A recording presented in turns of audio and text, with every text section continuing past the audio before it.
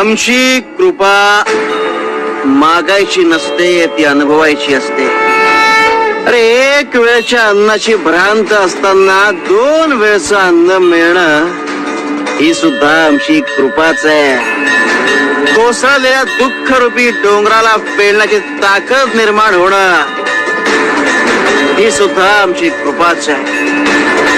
आता सगळं काही संपलंय असं वाटत असताना पुन्हा नव्याने उभारी घेऊन जगण्याची उमेद निर्माण होणं ही सुद्धा आमची कृपाच आहे.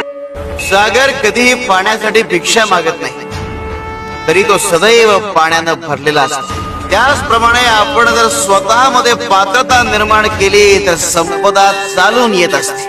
शिव शंकर शंभो. ताकदीची गरज तेव्हाच लागते